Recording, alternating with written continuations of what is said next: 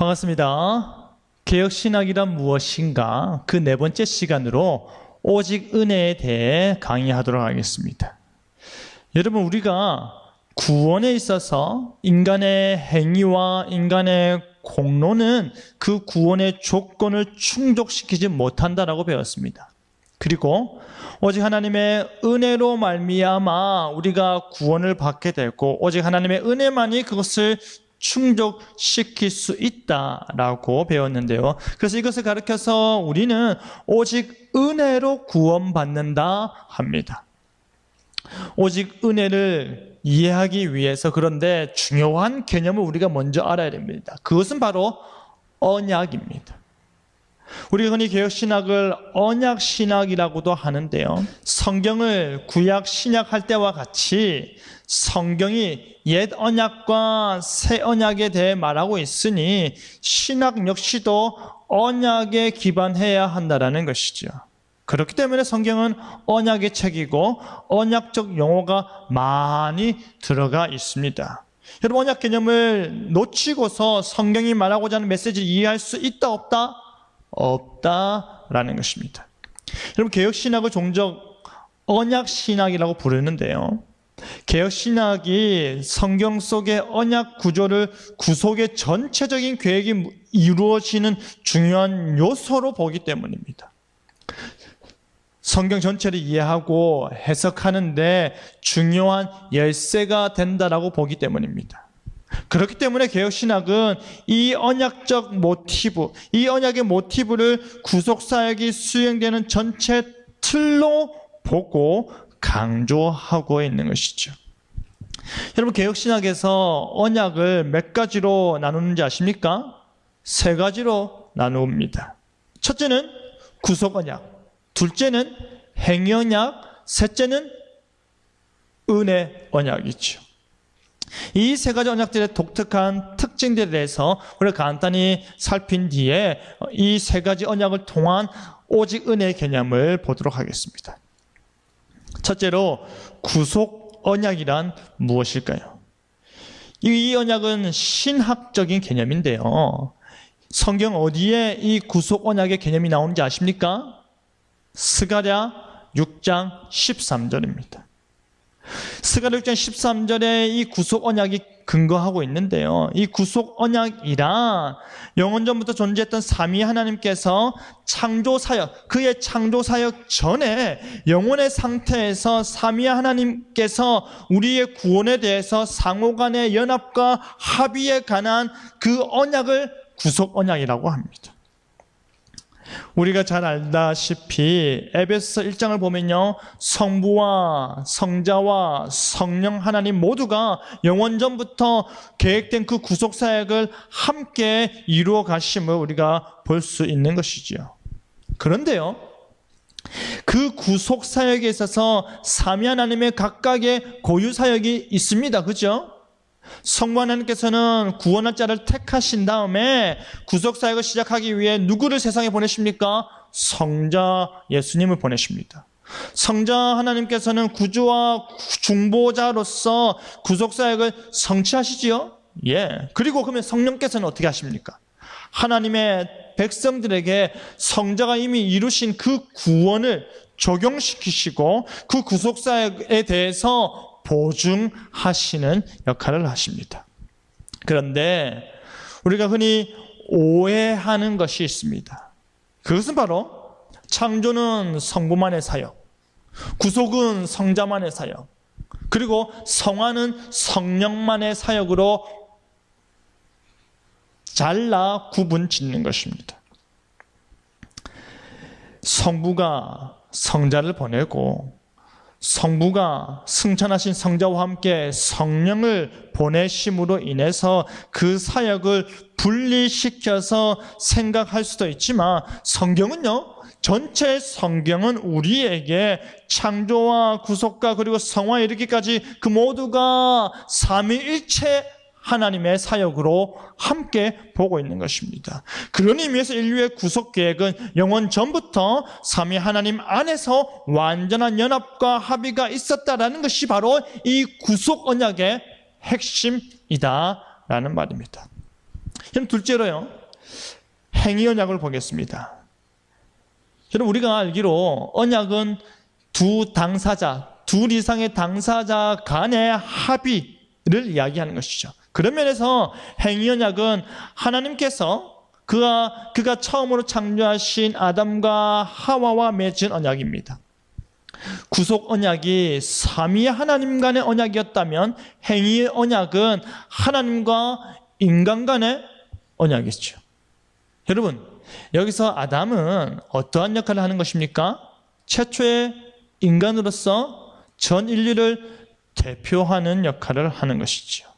하나님께서 최초의 인간과 맺으신 언약은 바로 그의 명령에 순종할 때 지금 창조된 아담이 누리고 있는 그 복을 계속해서 누리고, 불순종할 때는 지금 누리고 있는 그 복을 어떻게 합니까? 상실하게 되고 심판받게 되는 것입니다. 너가 선악을 알게 하는 나무의 열매를 먹으면 반드시 죽으리라. 복과 저주의 결과는요, 순종과 불순종에 대한 하나님의 명령과 하나님의 법에 대한 그들의 행위에 전적으로 달려 있었습니다. 그들의 행위가 순종이면 무엇을 받습니까? 복을 받고, 그들의 행위가 불순종이면 무엇을 받습니까? 저주를 받기에, 이것을 가리켜서 행위에 따라서 그 언약이 이행된다 해서 행위 언약이라 불렀던 것입니다. 물론 하나님께서 창조하시고 그의 창조 세계 속에서 모든 것을 허락하시고 그 복락을 누리게 하신 것은 하나님의 전적인 은혜요, 하나님의 선물임에 틀림없지요. 그런데 그러한 은혜 위에 행위 언약이 순종과 불순종에 따른 조건으로 설정되어 있는 것입니다. 그런데 결과적으로 어떻게 됐습니까? 아담과 하와는 불순종했고, 그로 인해서 행위 언약을 어겼던 것이지요. 그 행위 언약의 깨어짐의 결과 무엇입니까? 모든 인류의 대표자의 불순종의 결과가 뭡니까? 그 이후에 태어난 모든 후손들도 하나님의 심판 가운데, 하나님의 저주 가운데 태어난다라는 것입니다. 다시 말해서 지금 오늘의 시대에 신자이건 불신자이건 상관없이 성경은 말하기를 모든 인류의 대표자가 아담이었기 때문에 그가 창조 당시 맺은 그 행위 언약의 결과 아래 우리 모두가 놓이게 된다라는 것입니다. 자신이 직접 맺지 않았기 때문에 그 언약을 부인하고 거부하고 무효를 외치고 비난하는 사람들도 있지만, 우리 모두가 성경을 통해서 창조 때의 그 행위 언약을 지키는데 실패하였음을, 우리는 아담과 더불어 아담 안에서 하나님을 계속해서 영화롭게 하고 하나님의 말씀을 계속해서 순종하고 하나님의 영광을 계속해서 즐거워하지 못했던 것입니다. 하나님께서 언약을 파기한 것이 아니라 우리가 하나님과 맺은 그 언약을 깨뜨린 것입니다. 마지막으로요, 이제 이 행위 언약이 깨어진 상태에서 우리가 마지막 언약을 보고자 합니다. 그것이 무엇입니까? 은혜 언약입니다. 첫사람 아담은 모든 인류를 대표해서 행위 언약을 지키는데 성공했습니까? 실패했습니까? 실패했습니다. 그 결과를 그대로 적용한다면 인류 전체가 파괴될 수도 있었지만, 하나님께서 그 행위 언약에 실패된 그 지점에서 무엇을 다시 우리에게 주십니까? 은혜 언약을 주십니다. 바로 그 관점에서, 이 관점이 뭐냐면 창세기 3장 15절의 은혜 언약의 관점에서 이후에 나오는 모든 언약들, 노아의 언약, 아브라함의 언약, 시내산의 언약, 그리고 그 이후에 있는 모든 새 언약들도 그 언약들을 이 관점에서, 은혜 언약의 관점에서 바라보아야 한다는 것입니다. 행위 언약에 의해서 아담과 그의 후손들이 유죄 확정을 받았다면, 은혜 언약에 의해서 아담과 그의 후손들이 구원 약속을 받는 것입니다. 여러분, 우리가 쉽게 오해하는 것 중에 하나는요, 구약은 행위 언약, 신약은 은혜 언약의 구도로 보는 것입니다. 하지만 사도 바울이 그것이 아니다라고 말하면서 제시하는 구약의 대표적인 인물이 누구입니까? 아브라함이죠. 아브라함은 믿음의 조상입니다. 그가 믿으니 의로 여김을 받았더라. 믿음으로 말미암아 의롭게 됐다라는 것이 그 죄로 알게 하는 율법이 있기 전부터 하나님께서 이스라엘 백성, 그 믿음의 조상인 아브라함에게 적용한 하나님의 구원의 원칙이었다라는 말입니다. 구약에서도 구원은 율법의 완벽한 준수에 따른 것이 아니라 믿음으로 인한 은혜로 얻는 것이었습니다. 오실 메시아를 통한 구원 약속을 믿었던 것입니다. 바로 이 은혜 언약이 이스라엘에게 주어졌던 것이죠. 다시 말하면요, 구약에서 말하고 있는 언약 역시도 율법의 행위에 의한 구원이 아니다. 약속된 메시아요, 오실 구속자를 향한 오직 믿음에 의해 구원받고 의롭게 됨을 말하고 있다라는 것입니다. 이 은혜 언약이 구약을 간통하고 있음을 우리는 반드시 기억해야 됩니다.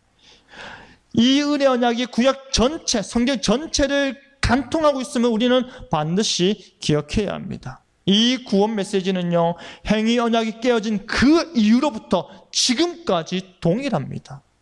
오직 믿음으로 구원받는 것입니다. 오직 은혜로 구원받는 것입니다. 세부적인 차이가 있다면 오실 메시아를 향한 구원의 소망이 이제는 오신 메시아를 향한 구원의 소망으로 바뀐 것이고요, 그리스도를 중심으로 하여 성취될 일을 바라보다 이제는 그 성취된 일을 누리고 앞으로는 성취될 일을 또다시 바라보게 되는 것입니다. 행위 언약의 파기에 따른 하나님과의 관계 회복은요, 오직 하나님의 은혜에 의한 것입니다. 의인은 없다. 우리가 아직 죄인이다. 하나를 어겨도 다 어긴 것이다. 이와 같은 말씀이요, 우리에게 알려주는 바가 무엇입니까? 우리가 하나님 앞에서 완전한 의를 성취하지 못한다. 우리는 그러한 존재밖에 되지 못한다라는 것입니다. 우리의 행위는 우리 안에서 나오는 행위의 의로움이 아니라 우리 밖에서 주어지는 은혜의 의로움인 것입니다. 행위 구원에 따른 공로 사상은요, 헛된 것임에 틀림없는 것이지요. 지금까지요, 구속 언약, 행위 언약, 그리고 은혜 언약을 볼 때에 우리의 구원은 오직 은혜에 의한 것임을 우리는 알 수 있습니다. 여러분, 오직 믿음은 오직 은혜와 뗄래야 뗄 수 없는 관계입니다. 하지만 이 오직 은혜에 의한 우리의 구원과 우리의 회복은 그 은혜를 베푸시는 예수 그리스도를 통한 행위 언약의 완전한 성취로 말미암는다는 것을 우리는 반드시 기억해야 됩니다. 그런 의미에서 우리의 구원은요, 그리스도의 무엇에 의한 것입니까? 그리스도의 행위에 의한 것입니다. 행위 언약은 폐기된 것이 결코 아닙니다. 하나님께서 인간과 맺은 최초의 언약은 결코 폐기되지 않았습니다. 여전히 우리가 지키지 못할 뿐입니다. 하지만 대신에 그 행위 언약을 자신의 아들에게 주셔서 완전히 성취케 하신 것입니다. 우리는 하나님께서 베푸시는 은혜 언약을 통해 최초의 언약인 행위 언약이 완전히 지켜졌다는 것을 확인할 수 있고 보장받을 수 있는 것입니다. 우리는 이신층에서 보았듯이 예수님께서 획득하신 그 완벽한 의를 전가받음으로 인해 우리는 그리스도의 행위에 의해 구원을 받는 것입니다. 우리를 구원하는 그리스도의 행위요, 모든 행위 언약을 지키신 행위요, 모든 율법을 완전히 성취하신 행위에 의해 구원받는 것입니다.